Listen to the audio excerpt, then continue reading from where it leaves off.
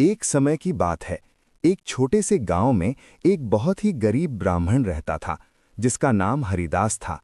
वो दिन भर मेहनत करता, फिर भी मुश्किल से 2 वक्त की रोटी जुटा पाता था। लेकिन उसकी एक खास बात थी, उसकी अटूट श्रद्धा भगवान शिव जी में। हर सोमवार को वो व्रत रखता और दूर जंगल में स्थित एक पुराने शिव मंदिर में जाकर पूजा करता। मंदिर बहुत टूटा फूटा था, वहां कोई जाता भी नहीं था। लेकिन हरिदास बिना रुके बिना थके हर हफ्ते वहां जाता, शिवलिंग पर जल चढ़ाता और सच्चे मन से प्रार्थना करता। एक दिन गांव में भयंकर अकाल पड़ गया। खेत सूख गए, काम बंद हो गया और हरिदास के घर में खाने के लिए एक दाना भी नहीं बचा। उसकी पत्नी और बच्चे भूखे रहने लगे। पत्नी ने दुखी होकर कहा, इतनी भक्ति करने के बाद भी भगवान हमारी मदद क्यों नहीं कर रहे? हरिदास ने शांत स्वर में कहा, भगवान हमारी परीक्षा ले रहे हैं, हमें विश्वास नहीं छोड़ना चाहिए।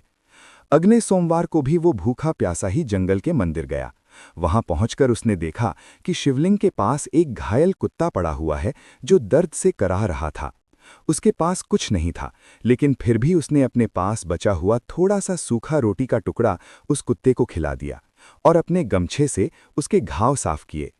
उस दिन उसने भगवान से कहा, हे भोलेनाथ, अगर मेरी भक्ति सच्ची है तो इस बेबस प्राणी का दुख दूर कर दीजिए।